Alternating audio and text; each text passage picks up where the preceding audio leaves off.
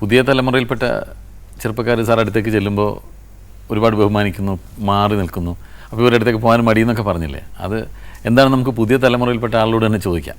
ഇപ്പോൾ ഇത്രയും നേരം വന്നതൊക്കെ സാറിൻ്റെ ഒക്കെ ഒരു ജനറേഷനിൽപ്പെട്ട ആളുകളൊക്കെ തന്നെയായിരുന്നില്ല. സാർ തന്നെ ഇൻട്രൊഡ്യൂസ് ചെയ്ത വിവാഹിതരെ ഇതിലെ എന്ന ചിത്രത്തിലൂടെ ശ്രീ ബാലചന്ദ്ര മേനോൻ തന്നെ ഇൻട്രൊഡ്യൂസ് ചെയ്ത നമ്മുടെ പുതിയ തലമുറയിലെ പ്രിയങ്കരനായ നടൻ യദു കൃഷ്ണൻ.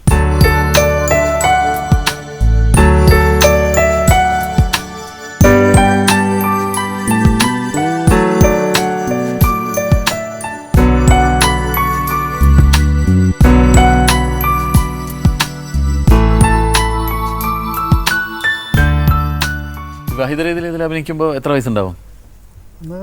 11 വയസ്സ് കഴിഞ്ഞിട്ടുണ്ടാവും. 7ാം ക്ലാസ് കഴിഞ്ഞു. അതല്ലേ.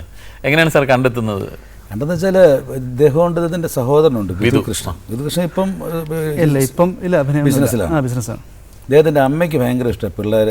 2 തരം പേരൻസ് ഉണ്ട്. ഇപ്പോൾ എനിക്കൊക്കെ കുറ്റപ്പെടുത്തി പറയല്ല, എൻ്റെ വീട്ടിലൊക്കെ ഇതിന് പോയി കഴിഞ്ഞാൽ കബളി മടൽ എന്താ പറയുന്നത്, അത് വെച്ചാൽ കിട്ടുക സാധനം. അതിൻ്റെ ആവശ്യം എന്താ? പാടേണ്ട കാര്യം എന്താ? പ്രസംഗിക്കേണ്ട കാര്യം എന്താ? അഭിനയിക്കേണ്ട കാര്യം എന്താ? നേരെ മറിച്ച് ഇവരുടെ അമ്മയ്ക്ക് ഈ മക്കൾ അഭിനയിക്കുന്നതിനോട് വലിയ സന്തോഷമാണ്. അപ്പോൾ അങ്ങനെയാണ് എൻ്റെ ഓർമ്മ ശരിയാണെങ്കിൽ അമ്മയുടെ കൂടെ അവർ രണ്ടുപേരുടെ ഒരിക്കൽ കണ്ടതെന്ന് എൻ്റെ ഓർമ്മ ശരിയാണ്. അമ്മയുടെ കൂടെ അല്ല, ആദ്യം വരുന്നത് എൻ്റെ അച്ഛൻ്റെ കൂടെയാണ്. ചിത്രാഞ്ജലി സ്റ്റുഡിയോയിൽ വെച്ചാണ്, അവിടെയാണ് ആദ്യമായിട്ട് കാണുന്നത്. സ്റ്റുഡിയോയിൽ അന്ന് സാറിൻ്റെ പിന്നെ ശേഷം കാഴ്ചയിലെ അതിൻ്റെ വർക്ക് നടന്നുകൊണ്ടിരിക്കുകയാണ്. ശരി ശരി. അപ്പോഴാണ് കാണാൻ വരുന്നത്. അതിനുമുമ്പ് ശരിക്കും പറഞ്ഞാൽ ഇത് ആദ്യമായിട്ട് സാറ് സമ്മാനം തരാൻ വന്നു. റോട്ടറി ക്ലബിൻ്റെ ഒരു എവിടെ വെച്ച് എനിക്ക് നിങ്ങളുടെ അമ്മയുടെ മോഹം മനസ്സിലാക്കുന്നത്. അമ്മ ഞാൻ വണ്ണമുള്ള സ്ഥിതിയിലായിരുന്നു. അതെ അതെ അതെ. അപ്പോൾ തന്നെ ഈ ചില നേരത്തെ ചില പാട്ടുകൾ ചില വ്യക്തികളൊക്കെ മനസ്സിലാക്കും. വളരെ ഇൻട്രസ്റ്റ് ആയിട്ട് മക്കൾ അഭിനയിക്കണം, അതൊരു പ്രൊമോട്ട് ചെയ്യുന്ന പേരൻസ് ആയിരുന്നു. അങ്ങനെ അതിലേ മറ്റേ മടലിൻ്റെ കാര്യം പറഞ്ഞത്. പിന്നെ വേറൊരു സംഗതി, ഇതിൻ്റെ ഭാഗ്യം എന്ന് പറയുന്നത്, ഇത് വരുന്ന സമയത്ത് എനിക്കൊരു പടമുണ്ട്. അവിടെയാണ് ഈ ഭാഗ്യം വരുന്നത്. നമ്മളെ ചിലപ്പം വർഷങ്ങളായിട്ട് എന്നും വിളിച്ച് ചാൻസ് തരണേന്ന് പറയുന്ന ആൾ നമ്മളൊരു പടം ചെയ്യുന്ന സമയത്ത് 2 ആഴ്ചത്തെ ലീവിന് മദ്രാസിൽ പോകും.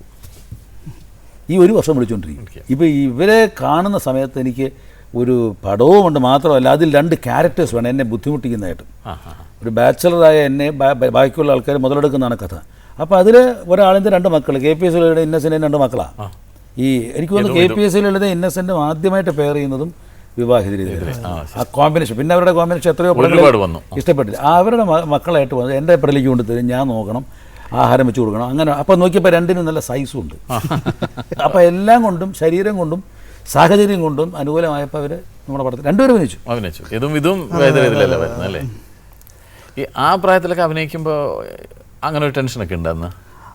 അല്ല, ആ പ്രായത്തിൽ ഒരു ഒന്നുമില്ല ശ്രദ്ധിക്കട്ടെ. കാരണം ഞങ്ങൾ അതിനു മുമ്പ് ഒരുപാട് ഈ സ്റ്റേജ് പ്രോഗ്രാംസിനൊക്കെ പങ്കെടുത്തിട്ടുണ്ട്. ഭരതനാട്യം, മോഹിനിയാട്ടം, അങ്ങനെ കഥകളി ഒരുപാട്. അങ്ങനെ അതിലൂടെ വന്നതായതുകൊണ്ട് പ്രത്യേകിച്ച് ഒന്നും തോന്നിയിട്ടില്ല. സാറ് പറഞ്ഞു വന്നു. പിന്നെ സാറ് മാത്രമല്ല, വളരെ ഒരു നമ്മുടെ വീട്ടിലൊക്കെ പോലെ തന്നെയായിരുന്നു ലൊക്കേഷൻ. ഒരു പ്രത്യേകിച്ചൊരു നമ്മൾ വേറൊരു സ്ഥലത്ത് പോകുന്നതായിട്ടൊന്നും തോന്നിയിട്ടില്ല. വളരെ ജോളി അറ്റ്മോസ്ഫിയർ ആയിരുന്നു ഊട്ടിയിൽ.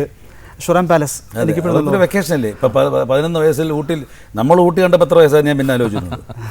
ഒരു രസമല്ലേ, നല്ലൊരു വെക്കേഷൻ മാതിരി. സാറിൻ്റെ കൂടെ ഞാൻ ഇപ്പോൾ ഒരു സീരിയലിൽ അഭിനയിക്കുന്നുണ്ട്. അതെനിക്കും ഫീൽ ചെയ്തതാണ്. നമ്മുടെ എതിരെ വന്ന് നിന്ന് ഞങ്ങൾ തമ്മിൽ എൻ്റെ ഒരു പേഴ്സണൽ അസിസ്റ്റൻ്റായിട്ടും എന്നെ സ്നേഹത്തിൽ ശകാരിക്കുകയും ചെയ്യുന്ന കഥാപാത്രമാണ്. അപ്പോൾ ഇതുവരെ ഇതില്ല. അപ്പോൾ എൻ്റെ മുമ്പിൽ അഭിനയിക്കുമ്പോൾ ഞാൻ ഓർക്കും വന്ന് വിവാഹിതയിൽ നിക്കറ് കിട്ടുമെന്ന് അഭിനയിച്ച ഒരു പയ്യൻ ഇപ്പോൾ വന്ന് നമ്മുടെ ഒരു വികാരങ്ങളെ പ്രൊട്ടക്ട് ചെയ്യുന്ന ഒരു എന്താ പറയുക, ഒരു മസിൽമാൻ്റെ റോള് മാതിരിയാണ് അതിനകത്തുള്ളത്. ഡ്രൈവറും കൂടെ ആണല്ലേ? ഡ്രൈവറാണ്, ശാസിക്കുന്ന ആളാണ് സാർ, അത് ചേരുമെന്ന് പറയുന്ന ആളാണ്. അപ്പോൾ ഞാനിങ്ങനെ ആലോചിച്ച് അന്നത്തെ ആ ഒരു എവല്യൂഷൻ ഒരു വ്യക്തിയുടെ എന്ന് പറയുന്നത്. അത് അങ്ങനത്തെ മാറ്റങ്ങൾ നമുക്ക് പെട്ടെന്ന് കാണാൻ സാധിക്കുന്നത് എനിക്ക് തോന്നുന്നു സിനിമയിലാണെന്ന് സാർ അല്ലേ? ഞാൻ പത്രക്കാരനായ സമയത്ത് ഞാൻ അപൂർവ രാഗങ്ങൾ എന്ന് പറഞ്ഞൊരു സിനിമയുണ്ട് ബാലചന്ദ്രൻ്റെ, അദ്ദേഹത്തിൻ്റെ സെറ്റിൽ പോയി. അന്നവിടെ ശ്രീവിദ്യയുണ്ട്, കമൽഹാസനുണ്ട്, രജനീകാന്തിൻ്റെ തുടക്കമാണ്. അതായത് ശിവാജി റാവു എന്ന് പറയുന്നതാണ് രജനീകാന്തിൻ്റെ പേരിട്ട്. അയാൾ നല്ല ലുക്കിംഗ് വെരി ഡാർക്ക്, ഒരു താടിയൊക്കെ ഉണ്ടെന്ന് തോന്നുന്നു, ഷാബി ലുക്ക്.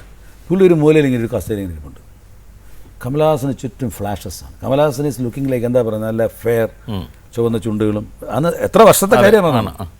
അയാൾക്ക് ചുറ്റുമാണ് ഈ ഫിലിം ഫെയറിൻ്റെ ഫോട്ടോഗ്രാഫേഴ്സൊക്കെ ഫോട്ടോ സെഷനൊക്കെ എടുത്തുകൊണ്ടിരിക്കുമ്പം this man is being ignored. അത് ശ്രദ്ധിക്കുന്ന പോലുമില്ല. അപ്പം തിരിച്ച് കാറ് വരുമ്പം എനിക്കൊന്ന് ശ്രീവിദ്യ, ഞാനൊരു കാറിലാണ് ടൗണിലേക്ക് വന്നത്. ഞാനിങ്ങനെ ചോദിച്ചു, പിന്നെ ഇങ്ങനെ ഇവിടെ ഒരു പുതുമുഖത്തെ കണ്ടല്ലോ, ഇപ്പോൾ ഓർത്തതാണ്. നിങ്ങളുടെ പേര് ഇതാണ്, ബാലചന്ദ്ര സാർ ഇൻട്രൊഡ്യൂസ് ചെയ്യാണ്.